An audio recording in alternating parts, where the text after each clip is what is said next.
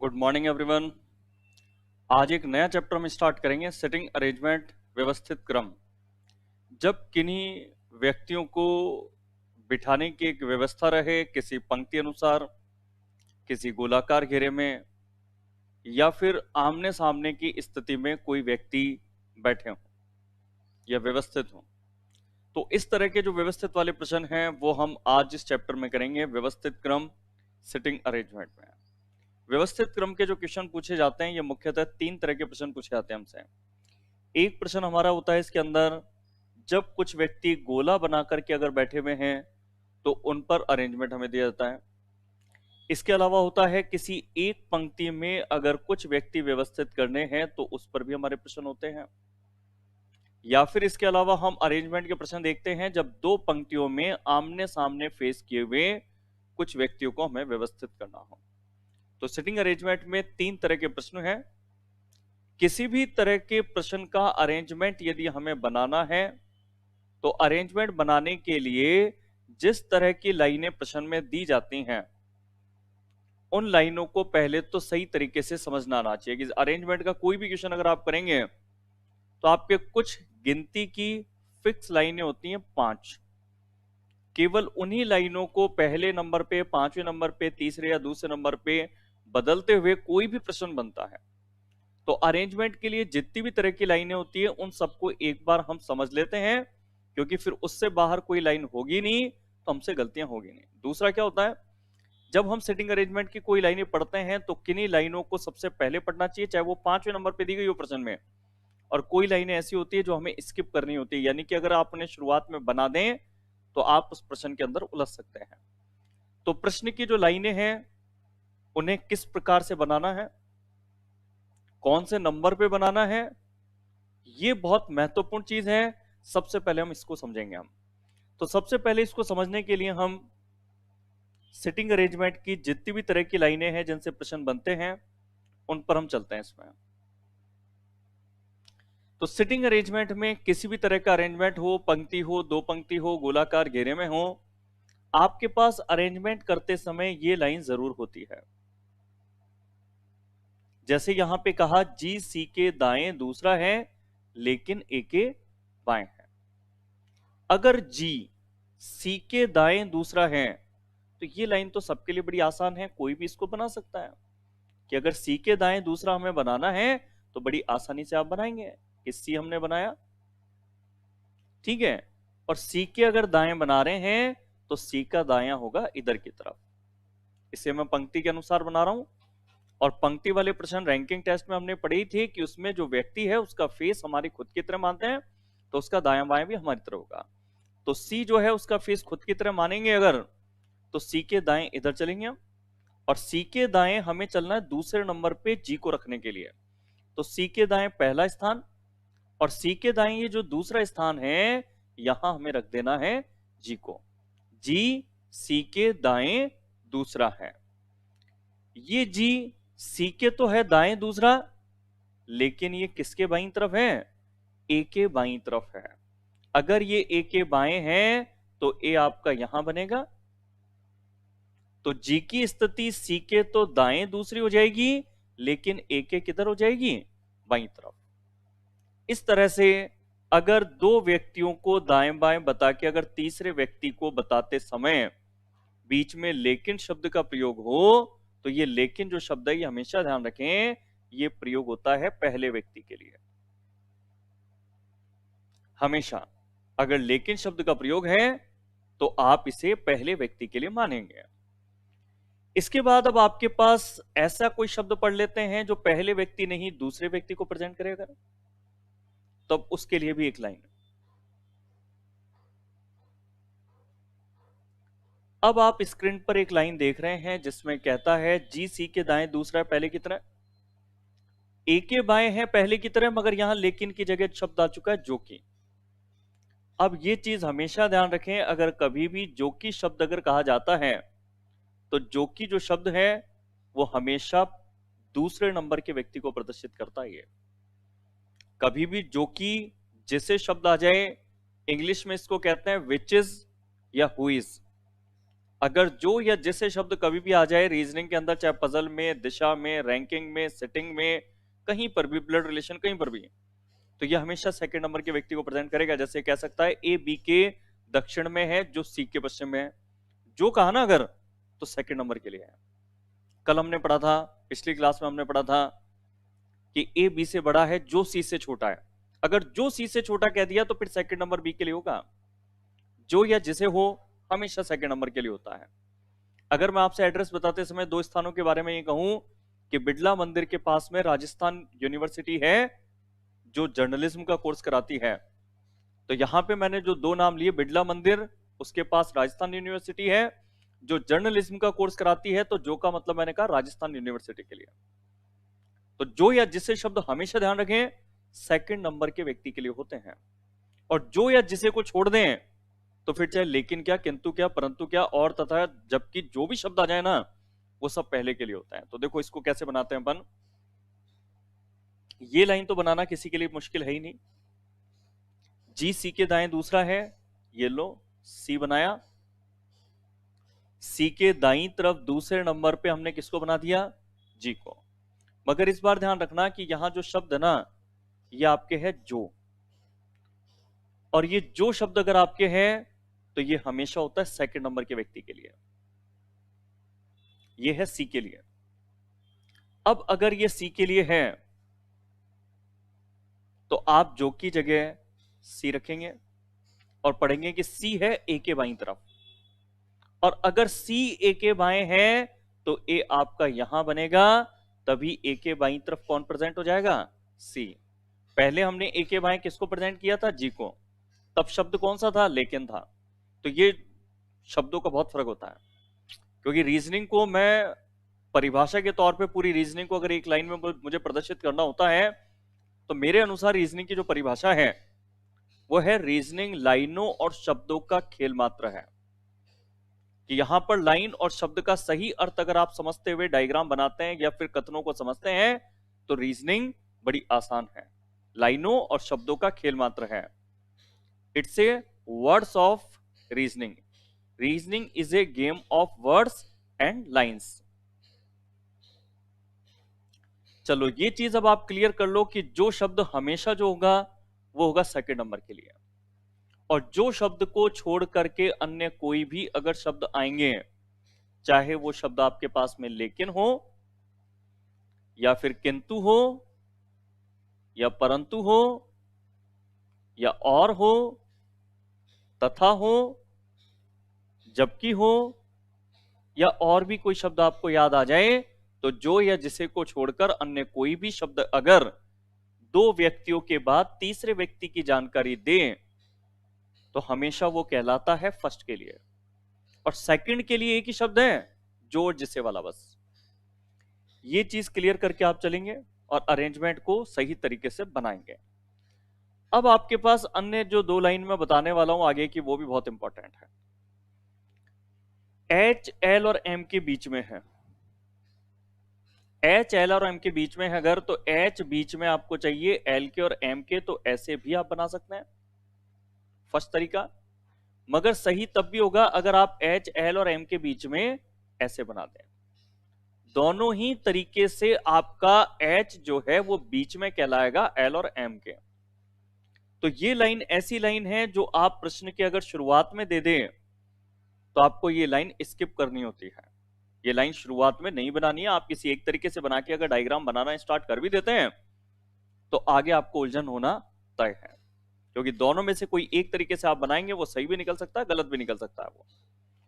अब ये जो लाइन है, ये लाइन बाद में क्यों पढ़नी चाहिए, क्योंकि इससे पहले हमारे पास ऐसी कोई लाइन हो सकती है जिससे ये कंफर्म हो जाए कि एच की स्थिति एल और एम के बीच में फर्स्ट तरीके से बने या सेकंड तरीके से बने। कैसे कंफर्म हो सकती है, देखो कंफर्म ऐसे हो सकती है कि अगर मैं शर्त दूं कि यदि एम आर के दाएं है, अगर ये शर्त प्रश्न में निर्देश में कहीं पर मौजूद थी तो इस लाइन को अगर पढ़ के और फिर अगर बाद में इस लाइन को पढ़ा जाए तो इसको अरेंजमेंट करना बड़ा आसान होगा। हमारी शर्त है कि जो एम हम बनाएंगे ना वो आर के दाएं होना चाहिए, अब इस वाले पहले पैटर्न में तो m दाएं किसके हो गया, h के। तो आप एक काम करेंगे कि आप जो है r बनाएंगे इधर, क्योंकि इस वाले सेकंड वाले पैटर्न के अंदर हम r के दाईं तरफ भी m बना देंगे, और साथ ही साथ ये शर्त भी अप्लाई हो पा रही है कि h बीच में l और m के है। तो दोनों चीजों को साथ में बनाना संभव है केवल इस पैटर्न पे, यहां संभव नहीं है। यहां अगर आप r के दाएं अगर m बनाते हैं तो h बीच में l और r के हो जाएगा, तो दोनों लाइनें आपस में क्रॉस हो जाएगी। तो कुल मिलाकर के एक इंपॉर्टेंट चीज आप ये समझ लें, अगर कोई एक व्यक्ति दो व्यक्तियों के बीच में है तो उस लाइन को शुरुआत में पेंडिंग छोड़ दें और तब तक ना बनाएं जब तक आपके पास जिन दो व्यक्तियों के बीच में व्यक्ति को बताया था उनमें से कोई एक व्यक्ति पर लाइन नहीं दे दी गई हो, या उसको आप पहले ना पढ़ लें। अगर इसको पढ़ के फिर बीच में होना या पड़ोसी होना आप पढ़ेंगे तो ये जो लाइनें हैं ये सही तरीके से बनेगी एक ही बार में। मैंने एक और लाइन की बात की, पड़ोसी होना। पड़ोसी होना भी ऐसा सेंटेंस है जो दो प्रकार से बन सकता है। अगर एच एल का पड़ोसी है, मैं इतना सा बनाऊं, ये एम एम को भी छोड़ दें क्योंकि वो पहले जैसी स्थिति हो जाएगी। तो अगर मैं इस स्थिति की बात करूं कि एच एल का पड़ोसी है,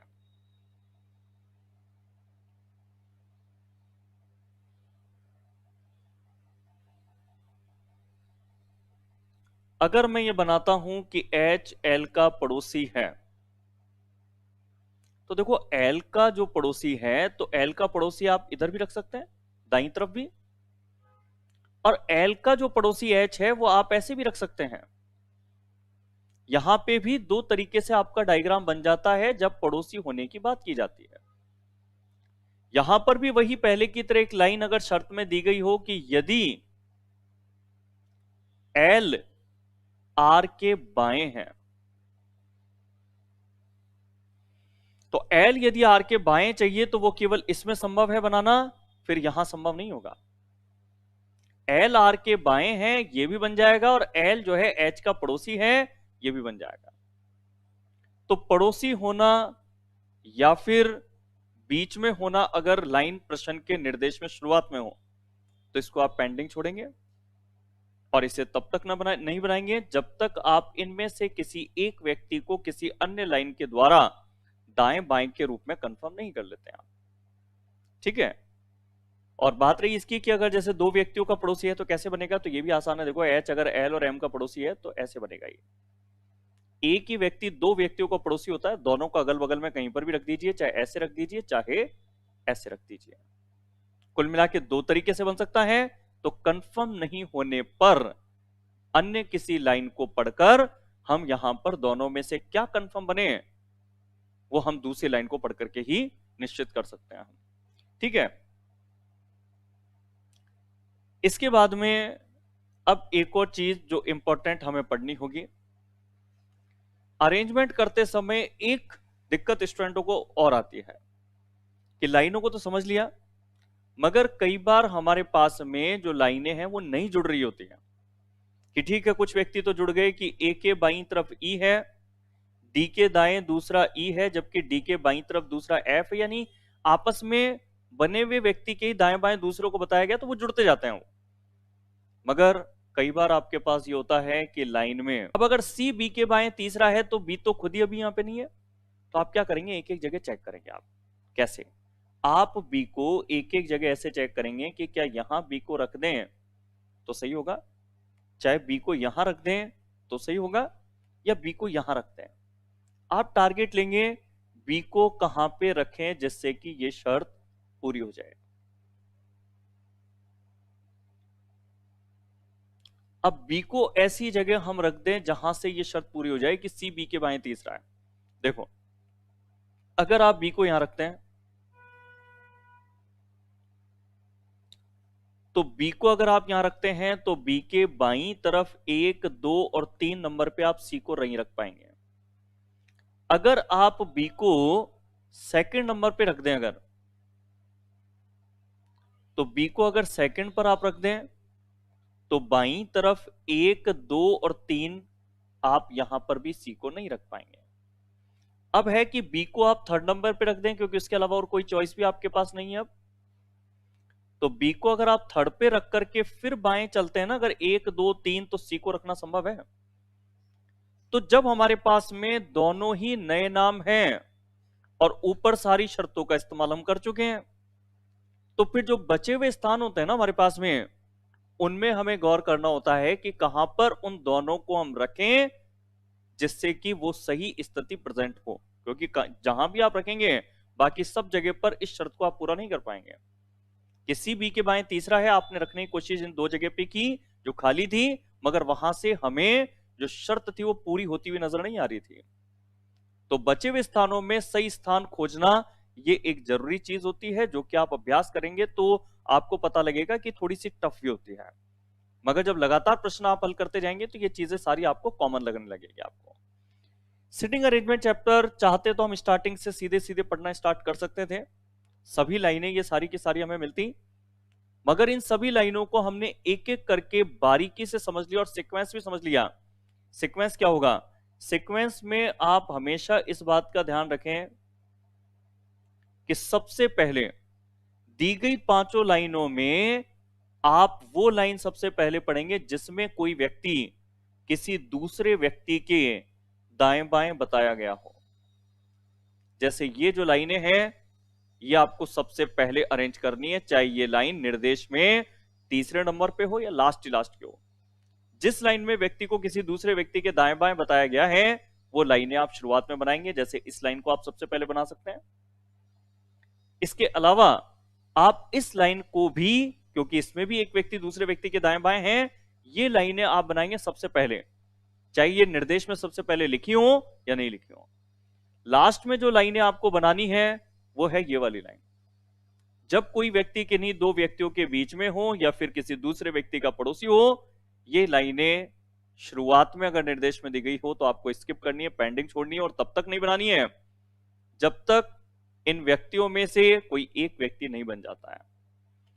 इसके अलावा अभ्यास से जो चीज हम सीखेंगे वो आपके ये होगी कि एक व्यक्ति जब दूसरे व्यक्ति के दाएं बाएं कहे मगर वो दूसरा व्यक्ति जिसके दाएं बाएं कहा वो प्रश्न में अभी तक बनाया हुआ ना हो, तो आपको फिर बचे हुए स्थानों में से सही स्थान खोजना होता है कि कहां इस शर्त को रख करके खाली जगह में हम सही तरीके से व्यवस्थित कर सकते हैं। इसको बोलते हैं बचे हुए स्थानों में सही स्थान खोजना, जो लगातार प्रश्नों के अभ्यास के बाद में समझ में आती है हमें।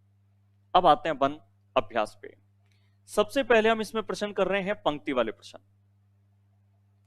पंक्ति के जो प्रश्न आप कर रहे हैं इसमें पंक्ति का नियम वैसा ही है जैसा रैंकिंग टेस्ट का था कि पंक्ति में दो किनारे होते हैं। ये हो गया आपके बायां किनारा, ये हो गया आपका दायां किनारा। किसी भी व्यक्ति को हो सकता है स्थिति ये कहे कि पंक्ति में बाएं से 5वां है या दाएं से 11 है, वो आप बना ही लेंगे किनारे पे जाके। अगर किसी व्यक्ति का नाम लेकर के अगर दाएं बाएं कहता है अगर, तो उस व्यक्ति का दायां और उस व्यक्ति का बायां वैसे ही होगा जैसे हमारा होता है। यानी कि रैंकिंग टेस्ट चैप्टर में जिस तरीके से हम करते थे सेम वैसी ही चीज है। व्यक्ति का दायां और बायां हमारी तरह होगा और व्यक्ति को अगर किनारे से गिनना है तो वो बोलेगा पंक्ति में बाएं से गिनना या फिर पंक्ति में दाएं से गिनना। अब आज हम स्पेशली इसमें जो प्रश्न लेंगे वो लेंगे पंक्ति वाले प्रश्नों को हम। तो पंक्ति वाले जो प्रश्न हैं उन्हें हम ले लेते हैं आज। तो पंक्ति के प्रश्नों में सबसे पहले हम वो प्रश्न ले लेते हैं जिनमें पंक्तियों के अंदर व्यक्तियों की संख्या होती है 5 के आसपास। क्योंकि दो तरह के प्रश्न आते हैं जिसमें व्यक्ति 5 होते हैं, एक जिसमें व्यक्ति थोड़े अधिक होते हैं, लगभग 7 या 8 तक। 7 या 8 व्यक्ति जो पंक्ति में होते हैं वो मुख्य तौर पे बैंकिंग एग्जाम में देखे जाते हैं क्वेश्चन, और जो 5 व्यक्ति वाले हैं ये ज्यादातर देखे जाते हैं एसएससी के एग्जाम में, दिल्ली पुलिस, रेलवे में। मगर ये कोई फिक्स नहीं है कि उनमें 7 व्यक्तियों के वाला प्रश्न नहीं आता हो। फर्क ज्यादा दोनों में नहीं है, दोनों में जो लाइनें आएगी अरेंजमेंट होगा उसी तरीके से होगा, मगर जितने व्यक्ति ज्यादा होते हैं प्रश्न थोड़ा सा डिफिकल्ट तो होता है। आपको पंक्ति के जितने भी तरह के प्रश्न हैं ये सारे मैं आपको करा देता हूं, स्टार्टिंग आसान से, यानी जिसमें व्यक्ति 5 ही हो। सबसे पहले प्रश्न को अगर हम अरेंज करते हैं इसके अंदर, तो प्रश्न में हमसे कहता है रमेश कमला के दाहिनी ओर है। रमेश कमला के दाहिनी ओर है, तो अगर ये कमला है तो कमला के दाईं तरफ जो व्यक्ति बिठाना है हमें, वो है रमेश। रमेश कमला के दाहिनी ओर है, जबकि महेश श्याम के बाईं ओर है। महेश श्याम दोनों नए नाम है, अभी पेंटिंग छोड़ दो। ये लाइन पहले बनाओ जिसमें कि कमला को आपने बनाया था उसके ही बाईं ओर बताया गया है मैरी को। तो कमला के अगर बाईं ओर बिठाना है तो मैरी को आप यहीं बिठाओगे इस तरीके से। मैरी कमला के बाईं ओर है, तथा अहमद जो है वो मैरी व श्याम के बीच में है। अब बीच में होना कहा तो है, मगर उनमें से एक जो कैंडिडेट है मैरी, वो बन चुकी है हमारी। तो फिर बीच में होना या पड़ोसी होने वाली लाइन की पॉसिबिलिटी तब खत्म हो जाती है जब उनमें एक व्यक्ति कोई बन चुका हो। अगर मैरी बन चुकी है तो मैरी व श्याम के बीच में हम बना सकते हैं। मैरी व श्याम के बीच में हम अहमद को बना सकते हैं। अहमद हो गया मैरी व श्याम के बीच में। इसके बाद में अब श्याम पर एक लाइन हमने यहां छोड़ी थी कि महेश श्याम के किधर है, बाएं हैं। श्याम के अगर बाएं हैं तो ये हो गया आपके महेश। इस तरह से पंक्ति में महेश, श्याम, अहमद, मैरी, कमला, रमेश ये बैठे हुए हैं। अब इसमें पूछा था सबसे दाहिनी ओर कौन है, तो सबसे दाईं तरफ कौन है इनके अंदर, रमेश है। तो आपका जो उत्तर है इसके अंदर वो चले गया डी वाला। इसमें ये आपके सिंगल पंक्ति का क्वेश्चन। और मैं आपको सिंगल पंक्ति का क्वेश्चन 5 व्यक्तियों में बताता हूं क्योंकि ये सबसे आसान होते हैं। फिर इससे जो टफ है 7 व्यक्तियों वाले प्रश्न, उन पर हम चलेंगे इसके अंदर। मान लो अगर ये 5 सिपाही जो दक्षिण की ओर मुंह करके एक पंक्ति में खड़े हैं। देखो रैंकिंग टेस्ट में मैंने ये चीज बोली थी कि अगर कोई पंक्ति के लिए दक्षिण होना पश्चिम होना कहे तो उसको आप इग्नोर कर दें, इससे कोई फर्क नहीं पड़ता। कई बार आप क्या करते हैं कि जैसा प्रश्न ने कहा उस तरीके से डायग्राम बनाने की कोशिश करते हैं, और जैसे ही आप फेसिंग चेंज करते हैं ना तो दाएं बाएं में गलतियां होने के चांसेस बढ़ जाते हैं। तो आप इस लाइन को ध्यान रखें मेरी, कि पंक्ति के प्रश्न चाहे रैंकिंग अरेंजमेंट के हो चाहे सिटिंग अरेंजमेंट के हो, अगर उनमें उनका डायरेक्शन बताया गया तो उसको आप इग्नोर करते हैं, उससे प्रश्न के उत्तर पे कोई फर्क नहीं पड़ता है। ठीक है, अब इसका आप डायग्राम अगर बनाते हैं यहां पर, तो यहां पर डायग्राम हम बनाते हैं जिसमें कहता है कि 5 सिपाही दक्षिण की ओर मुंह करके एक पंक्ति में खड़े हैं। शेखर धनुष से ठीक दाईं ओर है। आप फेस खुद की तरह मानो, इनका कोई कंफ्यूजन की जरूरत नहीं है। धनुष का फेस खुद की तरह मानो, और धनुष से ठीक दाईं ओर अगर आप चलेंगे तो ऐसे चलेंगे, और यहां आपको बनाना है शेखर। हर प्रश्न एक ही तरीके से करोगे, डायरेक्शन उसमें कुछ भी कहे कोई फर्क नहीं पड़ता अपने। बाला बादशाह और धनुष के बीच में है, क्योंकि धनुष बन चुका है इसलिए ये वाली लाइन हम बना सकते हैं।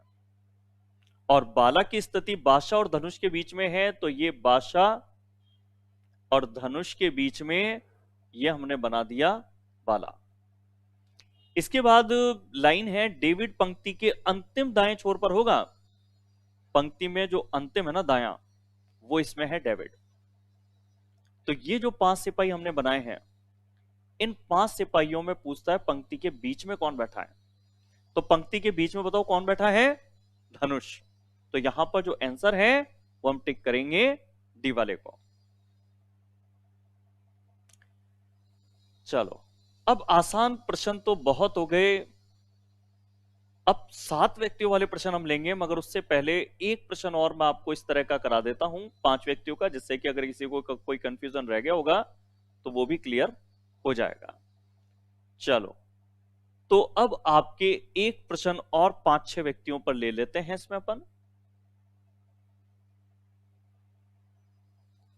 6 सदस्यों का दल एक पंक्ति में बैठा है।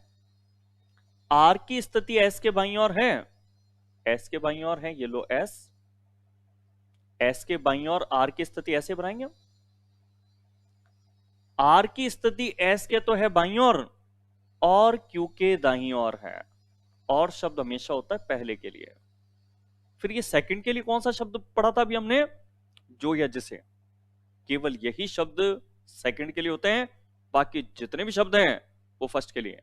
यानी आर क्यू के दाईं ओर है, ये आपको पढ़ना है। तो आर अगर क्यू के दाएं तभी रहेगा जब क्यू ऐसे बनेगा, तो क्यू के दाएं हो जाएगा ये। इसके बाद कहता है जो शब्द, जैसा मैंने कहा हमेशा पास वाले व्यक्ति के लिए सेकंड के लिए होता है, जो शब्द से नजदीक कौन है इसके अंदर, तो क्यू है। जो शब्द जिसे शब्द हमेशा सेकंड नंबर के लिए या इस जो शब्द के जो भी नजदीक है उसके लिए होता है, तो जो का मतलब यहां पे है क्यू। क्यू एन के दाईं ओर है तो क्यू एन के दाएं है तो एन के दाएं बनेगा ऐसे। ये शब्दों की अगर सही जानकारी ना हो तो स्टूडेंट का काफी समय तो इन लाइनों को बार बार पढ़ने में खराब जाता है और फिर उसके बाद भी कई बार सही तरीके से नहीं समझ पाते हैं, तो ये एक लाइन पूरे प्रश्न को गलत करा देती है। इसलिए रीजनिंग में शब्दों या लाइनों को सही तरीके से समझना जरूरी है।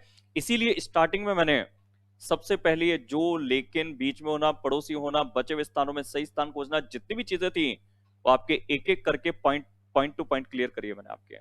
चलो आगे बढ़ते हैं। जोसेम एन के दाहिनी ओर है और पी की जो स्थिति है वो ओ के दाहिनी ओर है लेकिन एन के बाईं ओर है।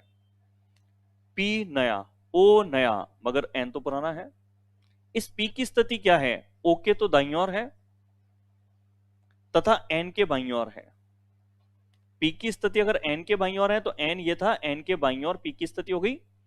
और ये पी की स्थिति ओ के किधर है? दाएं है, तो ओ आपका ऐसा बनेगा तो ओ के दाएं हो जाएगा।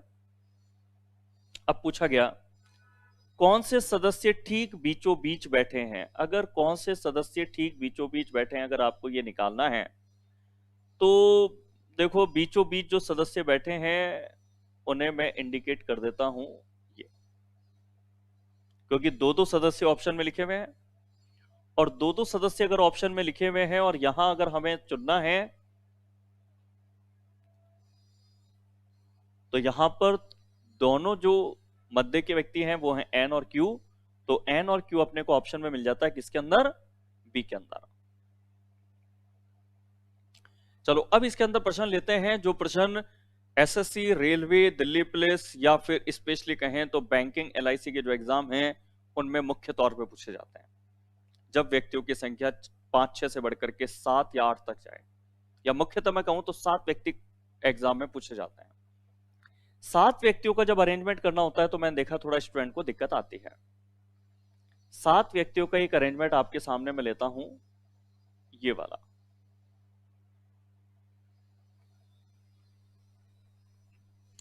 सात व्यक्ति हैं ए से जी तक एक सीधी पंक्ति में खड़े हैं।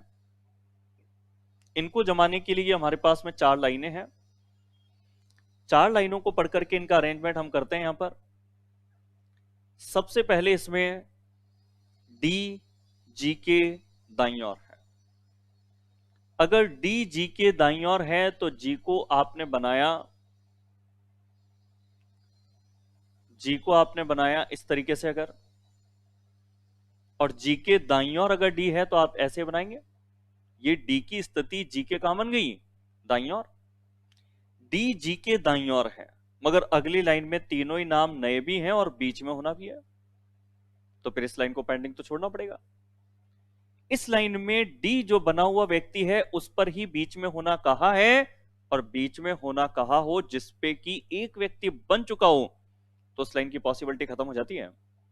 अगर ई एफ और डी के बीच में है तो ई बीच में है एफ के और डी के, तो ये आप देखिए एफ के और डी के बीच में किसको रख दिया हमने? ई को। इसके बाद अब जी पर आ जाते हैं। जी भी हमारा बना हुआ था, जी और बी के बीच में 3 व्यक्ति हैं। जी के और बी के बीच में अगर 3 व्यक्ति हैं तो जी और बी के बीच में 3 व्यक्ति अगर ऐसे आप रख दें और फिर कुल व्यक्ति अगर आप गिने कि कितने बन गए तो 3, 3, 6 और 2, 8 बन गए, जो कि गलत हैं।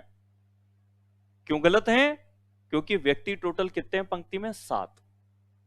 अगर बी को आप इधर रखते हैं जिससे बी और जी के बीच में 3 व्यक्ति आ जाएं तो वो गलत है। आप बी को रखना इधर। इससे क्या होगा? जी और बी के बीच में 3 व्यक्ति भी आ गए और व्यक्तियों की संख्या 7 के अंदर ही हम बनाने वाले हैं। ठीक है, तो बी को हम इधर बनाएंगे, या आप हटा देते हैं इधर से, क्योंकि यहां बना देने से व्यक्तियों की संख्या 7 से अधिक जा रही थी। अब आपके पास लाइन एक जो पहले हमने छोड़ी थी कि सी जो है वो ए और बी के बीच में है। अगर सी ए और बी के बीच में है तो ये आपका सी है इधर की तरफ, ये सी, और ये बीच में चाहिए ए और बी के, तो ये लो आप। सी की स्थिति ए और बी के बीच में भी हो गई और टोटल व्यक्ति अब काउंट कर लीजिए आप, ये 3 3 6 और 1 7, 7 व्यक्ति टोटल बने हैं। 7 व्यक्ति बने हैं जिनमें कि अब प्रश्न हमसे क्या पूछा गया उस पर आ जाएं। तो प्रश्न हमसे इसमें पूछा गया है बिल्कुल बाईं और कौन खड़ा है। तो बड़ी आसानी से आप जवाब दे सकते हैं इसके अंदर कि बिल्कुल बाईं तरफ जो खड़ा है वो कौन खड़ा है इसके अंदर, जी खड़ा है।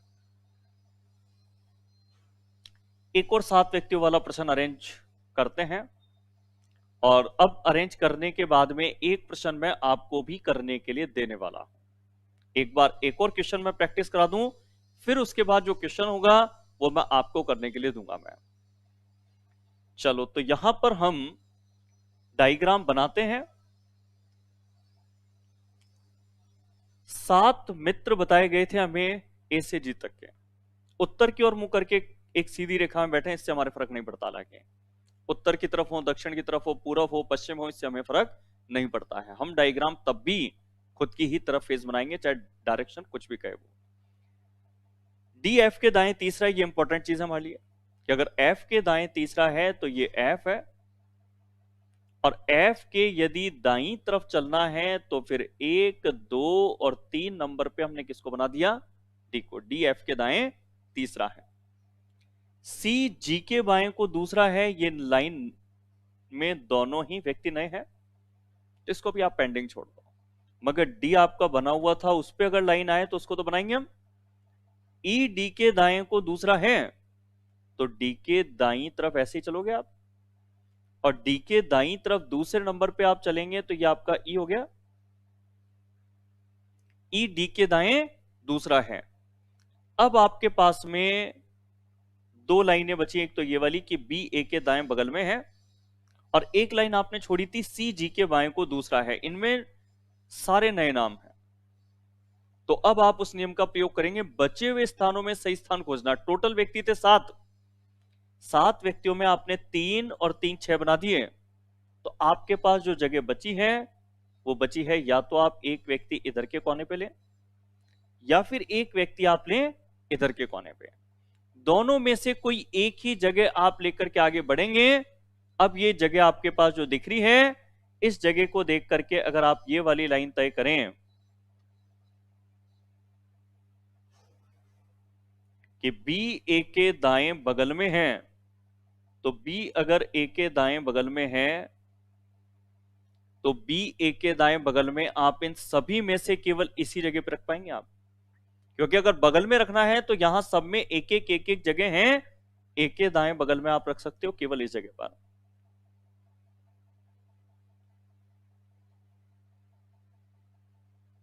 तो बचे हुए स्थान देखने पर ही हमें क्लियर हुआ कि अगर ए के दाएं बगल में भी रखना है तो वो केवल इस जगह पर आएगा। अब इस लाइन को भी पढ़ लेते हैं। ये जो लाइन थी हमारे पास, तो ये वाली जो लाइन हमारे पास थी, अब इसको भी समझ लें अपन कि सी जी के बाएं को दूसरा है। अगर जी हमारा टारगेट है कि जी के बाएं को दूसरा रखना है सी, तो जी यहां रखने से तो बाएं दूसरा नहीं रख पाओगे सी, नहीं तो व्यक्ति ज्यादा हो जाएंगे ना।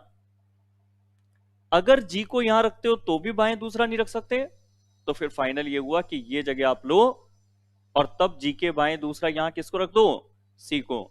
ये आपके व्यक्ति बन गए 3 3 6 और 1 7।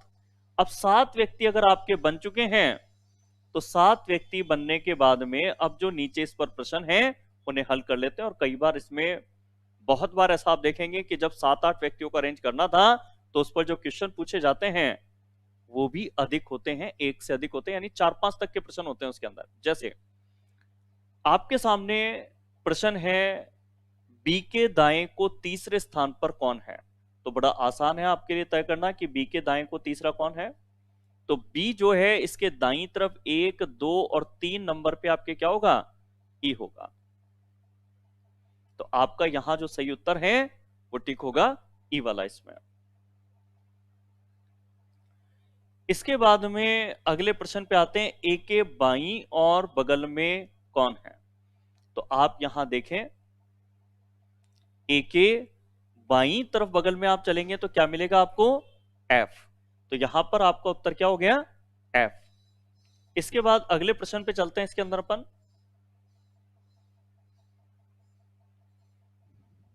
ये अगला प्रश्न हमें स्क्रीन पर दिख रहा है। लोगों के निम्नलिखित जोड़ों में से पंक्ति के अंतिम जो छोर होते हैं उन पर बैठे व्यक्तियों को ठीक ठीक कौन सा निरूपित करता है? तो देखो, पंक्ति के जो छोर पर व्यक्ति हैं वो हैं ये वाले, एफ और जी। एफ और जी पंक्ति के अंतिम छोर पर हैं, तो यहां उत्तर हमने दे दिया बी विकल्प, एफ और जी। इसके बाद अगले प्रश्न पे आगे बढ़ते हैं। इसके अंदर हम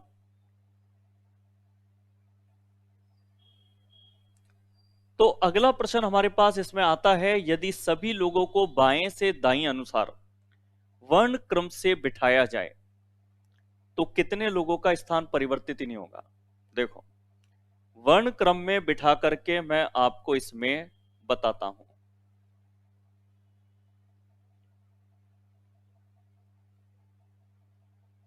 अगर मैं इन व्यक्तियों को इधर बाईं तरफ से अगर वर्णानुक्रम में यानी डिक्शनरी ऑर्डर में बिठाऊं तो सबसे पहले मुझे ए बनाना होगा, फिर बी, सी, डी, ई, एफ और जी। ये मैंने इनको बाएं से दाएं वर्णानुक्रम में बिठा दिया। वर्णानुक्रम में बिठाने के बाद उसका प्रश्न ये था कि अब कितने लोग ऐसे हैं जिनके स्थान में परिवर्तन नहीं हुआ। तो जिनके स्थान में परिवर्तन नहीं हुआ अगर वो मैं शो करूं यहां पर, तो स्थान में परिवर्तन एक तो डी के स्थान में नहीं हुआ, डी जहां पहले था वहीं अभी है। इसके अलावा स्थान में परिवर्तन किसके में भी नहीं हुआ? जी के स्थान में भी नहीं हुआ। तो यहां पर हम कह सकते हैं दो व्यक्ति ऐसे हैं जिनके स्थान में परिवर्तन नहीं हुआ है। तो आंसर इसके अंदर हम टिक करेंगे डी वाला इसमें, कि दो ऐसे व्यक्ति हैं। चलो, इसके बाद में अब हम अगले प्रश्न पे आते हैं। इसमें ये है अगला प्रश्न। अगले प्रश्न में पूछा था डी और ई के ठीक बीच में कौन बैठा है? तो बड़ा आसान है, डी के और ई के ठीक बीच में आप किसको देख पा रहे हैं? सी को। तो यहां पर उत्तर आप क्या टिक कर देंगे? ए विकल्प। चलो, बहुत सारे प्रश्न मैंने आपको यहां पर अभ्यास कराए हैं। अब क्यों ना आपसे भी कोई प्रश्न यहां पर करवा लिया जाए।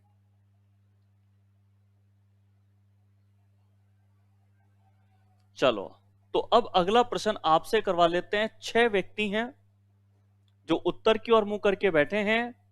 इन्हें अगर आप सिटिंग अरेंज करते हैं तो यह आपका प्रश्न है, 2019 एसएससी मल्टीटास्किंग में पूछा हुआ है।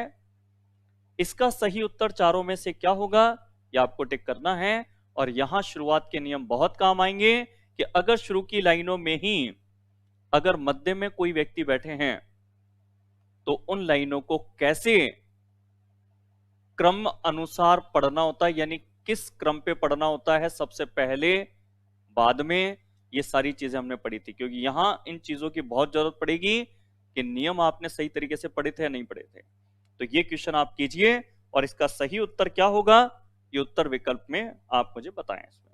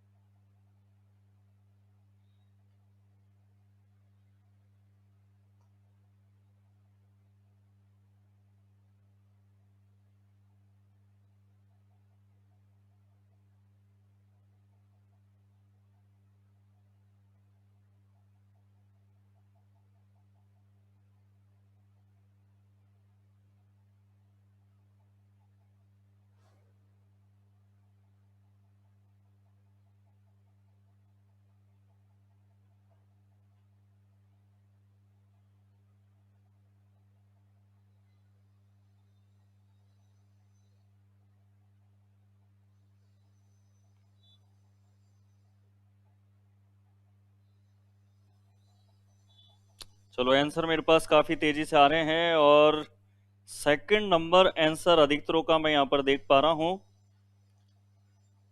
देसी राधे से सेकंड आंसर मिल रहा है, राहुल का भी सेकंड आंसर मिल रहा है, राकेश कुमार, विनोद, हरवीर, राकेश, यशवंत, रामराज, सुषमा कुमारी का एक आंसर है, दिलीप, राकेश, सुनील, ये सब दो आंसर दे रहे हैं। भागचंद जो हैं ये भी सेकंड आंसर की तरफ जा रहे हैं। सुनील मीना, सुनील मधुकर, ये भी दोनों सेकंड आंसर ही बता रहे हैं। चलो अब तक की रिपोर्ट देख करके लगता है कि जो सेकंड आंसर है वो आप ज्यादातर जने सेकंड आंसर की तरफ जा रहे हैं, यानी कि ये वाला 1 नंबर, यानी कि सेकंड उत्तर विकल्प, या फिर हो सकता है सेकंड आप ये लिख रहे हो। अभी चेक कर लेते हैं अपन इसमें। यहां पर 6 व्यक्तियों के लिए जो अरेंजमेंट हमें बनाना है, अरेंजमेंट में यहां पर P तथा M के मध्य 3 व्यक्ति हैं। इसे तो आप छोड़ देना क्योंकि ये दो प्रकार से बन सकता है। P और M को किधर भी कोने पे लेके, P पंक्ति के अंत में नहीं है, तो P पंक्ति के अंत में नहीं है तो इसे भी हम दो तरीके से बना ही सकते हैं कि चाहे लेफ्ट किनारे पर लें या राइट किनारे पर लें। ठीक है। L तथा Q के मध्य में 3 व्यक्ति हैं, वही बात मध्य में है ना, तो इसको भी शुरुआत में बनाना समझदारी नहीं होगी। N R के बाएं हैं, ये बढ़िया लाइन है आपके। L पंक्ति के अंत में है, M P के दाईं ओर है। बेटर होगा M P के दाईं ओर बनाएं क्योंकि M और P पर एक लाइन एक और मौजूद है। तो अगर M P के दाईं ओर है जिसमें P तथा M के मध्य 3 व्यक्ति हैं, तो अगर P के दाईं ओर हो, P हो गया, और P के दाईं तरफ M होना चाहिए, मगर P और M के मध्य 3 व्यक्ति आ जाएं, तो ये लो P के और M के बीच में ये 3 व्यक्ति आ गए। फिर जो है हमने M को बनाया और P के दाईं तरफ बनाया। अब P जो था उसके बारे में था कि P पंक्ति के अंत में नहीं होना चाहिए, तो P पंक्ति के अंत में नहीं हो तो इस जगह पर होगा। व्यक्ति हमारे पास में टोटल इसके अंदर 6 थे, 6 व्यक्ति थे, तो ये यहां पर 6 व्यक्ति बन चुके हैं। अब 6 व्यक्ति जो बन चुके हैं, रफ स्थान तो दिख रहे हैं, इनको कंप्लीट कर लेते हैं कि L पंक्ति के अंत में है। अगर L पंक्ति के अंत में है तो ये वाला अंत तो अब हो नहीं पाएगा, L को यहीं बनाना होगा। और फिर हमारे पास में लाइन थी कि L तथा Q के मध्य 3 व्यक्ति हैं, तो ये L है तो Q यहीं पर आएगा, तभी L और Q के मध्य 3 व्यक्ति होंगे। और N R के बाईं ओर है तो ये R रखोगे तो R के बाईं ओर कौन हो जाएगा, N। अब क्या पूछा था, N के बाईं ओर हैं कितने व्यक्ति, तो N के बाईं तरफ कितने व्यक्ति हैं, 2 हैं। तो ये 2 आपने आंसर शायद ये दिया होगा, क्योंकि मैक्सिमम ने आंसर दिया, तो मैं पॉजिटिव ही सोचूंगा कि सही आंसर बता रहे हैं कि 2 व्यक्ति हैं, तो ये 2 व्यक्ति आपके आंसर ये हैं। ठीक है, ये क्वेश्चन आपने अच्छी तरह करके बताया। एक मेरे पास कमेंट बॉक्स पे जो चीज आप लोगों की तरफ से आती है कि सर ये प्रैक्टिस करने के लिए जो बुक आप बताते हो, ये प्रीवियस पेपर के जो क्वेश्चन बताते हो, ये सारे के सारे क्वेश्चन कहां पर हैं, तो इसके बारे में भी एक चीज मैं आपको यहां पर बता दूं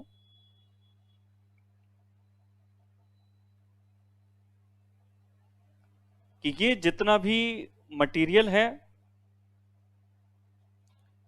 ये आप शर्मा क्लासेस का जो ऐप है उस ऐप को प्ले स्टोर से डाउनलोड करके और ये सारी चीजें आप प्राप्त कर सकते हैं। शर्मा क्लासेस के ऐप पर जाकर के आपको मिनिमम 199 रुपीज का जो पैकेज है उसमें आपको ऐप के अंदर कोर्स भी मिल जाता है, उसके अंदर किताबें भी मिल जाती हैं, इसमें आपको टेस्ट पेपर भी मिल जाते हैं। जैसे कि आप देख रहे हैं कि यहां पर ये पैकेज सामने दिखाई दे रहा है अपने को। पैकेज को हम क्लिक करते हैं, ये लाइव क्लासेस का ऑप्शन है इसके अंदर। लाइव क्लासेस के अलावा टोटल पूरी क्लासेस एक साथ किसी को चाहिए हो तो वो भी यहां पर अवेलेबल है। ये जैसा आप स्क्रीन पर देख पा रहे हैं, यहां पे लगातार सारी जो क्लासेस हैं वो यहां पर एक साथ आपको 199 के पैकेज में मिल जाती हैं, और किसी भी क्लासेस को आप क्लिक करके और लगातार आप देख सकते हैं उन्हें, उनके वीडियो आप देख सकते हैं, वीडियो आप देख सकते हैं। वीडियो के अलावा आप जिस भी चैप्टर के वीडियो को देख रहे हैं उससे संबंधित जो भी स्टडी मटेरियल है, जो भी नोट्स हैं, वो भी आप पढ़ सकते हैं। नोट्स की पीडीएफ ऐप पर उपलब्ध है। आप किसी भी चैप्टर को क्लिक करेंगे तो क्लिक करने के बाद में उसकी पीडीएफ इस तरीके से खुल जाएगी जैसे आप स्क्रीन पर यहां पे देख पा रहे हैं। इसके बाद में किसी भी चैप्टर की पीडीएफ खोल सकते हैं। प्रीवियस पेपर वाले जो क्वेश्चन मैं आपको कराता हूं वो आप इसमें देख सकते हैं। इसके अलावा ऐप पर फ्री डेमो क्लासेस भी है। आप पैकेज चुन सकते हैं, राजेश सर का, राकेश सर का, सब तरह से ये ऑप्शन जैसे आप स्क्रीन पर देख पा रहे हैं ये भी इसमें दिखाई दे रहा है, फ्री डेमो क्लासेस। इसी प्रकार से आप टेस्ट पेपर कैसे दे रहे हैं, तो टेस्ट पेपर में आपका जो भी यूजर नेम और पासवर्ड है उसको आप क्लिक करके जब लॉगिन का बटन क्लिक कर देते हैं तो आपके जो टेस्ट पेपर हैं वो आपके चैप्टर वाइज टेस्ट पेपर इसमें खुल जाते हैं कि जो भी चैप्टर आपने पढ़ा है उसके टेस्ट पेपर आपके इसमें खुल जाते हैं। आप जिस भी चैप्टर का टेस्ट देना चाहते हैं चैप्टर को क्लिक कीजिए, आप उसके अंदर क्लिक करेंगे तो आपका जो टेस्ट पेपर है वो टाइमिंग स्टार्ट हो जाएगा। जब आप इसके अंदर किसी भी क्वेश्चन को सही आंसर क्लिक सेव कर देते हैं तो क्वेश्चनों को क्लिक सेव करने के बाद में किस तरीके से आपके आंसर सही गलत आंसर शीट शो होती है या उसमें जो उसका डेटा है कितने जनों ने सही किया कितनों ने गलत किया, ये जैसे आप सबमिट करेंगे, जैसे यहां दिखा रखा है अभी आपको सामने दिख रहा है, सबमिट करने के बाद आपके पास ये डेटा किसी प्रश्न विशेष पर किस तरह का रहा था वो इसमें आ जाता है आपके पास में हर क्वेश्चन का। प्लस एक चीज और इसके अंदर नीचे स्क्रॉल करके मैं आपको बताता हूं, ये आपने जो आंसर दिया है वो सही है गलत है वो आंसर शीट के साथ यहां पर आपके आ जाता है। चलो ये आपके ऐप के बारे में डिटेल हो गई। अब वापस आपके आते हैं क्वेश्चंस पर।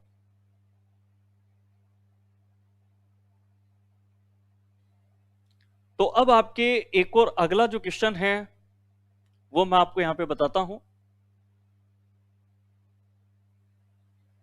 सेकंड नंबर मेरे हिसाब से काफी आसान है तो मैं अब आपको एक और क्वेश्चन करने के लिए देता हूं। आप ये जो क्वेश्चन आपको दिखाई दे रहा है ये वाला क्वेश्चन का आप अरेंजमेंट बनाएं।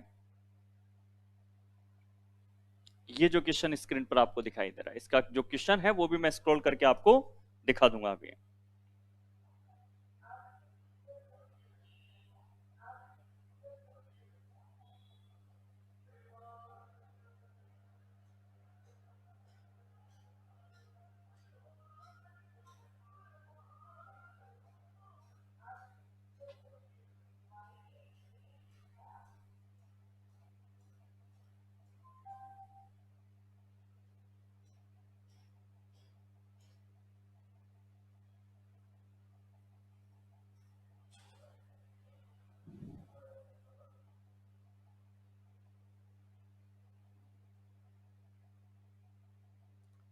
चलो ये प्रश्न मैं आपको सॉल्व कराता हूं, जिन्होंने कर लिया हो ठीक है।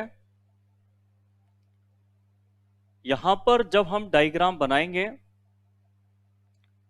तो प्रश्न में हमसे कहा था चिराग और धवन कभी भी एक साथ नहीं बैठ सकते हैं, तो ये अंत में बनाएंगे हम। और इसके बाद है बीनू तीसरे स्थान पर नहीं बैठ सकता। ये नहीं वाली लाइनें हमेशा लास्ट में बनती हैं, ये ध्यान रखिएगा। ये भी अनिल एल्जा के बाएं बगल में तीसरे नंबर पर, सबसे पहले आप ये बनाओगे क्योंकि जैसा मैंने शुरुआत में आपको बताया था सबसे पहले वो लाइन बनानी है जिसमें कोई व्यक्ति किसी दूसरे व्यक्ति के दाएं बाएं हो। यहां दाएं बाएं मिलता है अनिल एल्जा के बाएं बगल में, तो ये आपके एल्जा, एल्जा के बाएं बगल में ये बिठा देते हैं अपन अनिल। अनिल एल्जा के बाएं बगल में तीसरे नंबर पे, एक सेकंड, तीसरे नंबर पे है इसलिए इसको स्पेस दे करके, और एक नहीं दो नहीं 3 नंबर पे अनिल को मैं एल्जा के बाईं ओर बिठा देता हूं। अनिल एल्जा के बाएं तीसरे नंबर पे है और चिराग के एकदम दाएं है। ये जो अनिल है एल्जा के तो बाएं बगल में तीसरे नंबर पे है तथा चिराग के एकदम दाएं हैं, तो ये चिराग जो था इसके एकदम बना दिया इसको दाएं। अब जो हमारे पास व्यक्ति यहां पर दिए गए हैं 3 और 2 5, 5 में से आप देखेंगे कि आपके पास पूरे पांचों स्थान बन चुके हैं। अब ये 2 जगह पर कौन आए, तो आपके पास शर्त थी चिराग के बारे में कि चिराग और धवन कभी एक साथ नहीं बैठ सकते हैं। तो चिराग और धवन एक साथ कभी नहीं बैठ सकते हैं, तो वैसे भी बैठ नहीं पाएंगे क्योंकि धवन इन दोनों में से किसी एक जगह बैठेगा। अब कहां बैठे, तो ये वाली लाइन को पढ़ लेते हैं कि बीनू तीसरे स्थान पर नहीं बैठ सकता। तो बीनू अगर तीसरे स्थान पर नहीं बैठ सकता तो ये वाली जो जगह ना आपकी, ये है तीसरी, चाहे आप इधर से नंबर दें चाहे आप इधर से नंबर दें। और बीनू अगर तीसरे पे नहीं होगा तो बीनू यहां पे होगा, और बीनू अगर यहां पे होगा तो आपका जो धवन है वो इस बचे हुए स्थान पे होगा। अब ये वाले अरेंजमेंट को बनाने के बाद इस पर जो क्वेश्चन है उस पर आ जाते हैं अपन। तो इसमें आपके जो प्रश्न है निम्नलिखित में से कौन सा सही है, ऐसा करके इसमें पूछा गया था। चलो, अनिल बाएं से दूसरे नंबर पे है, बिल्कुल सही बात है, अनिल बाईं तरफ से दूसरे नंबर पे है।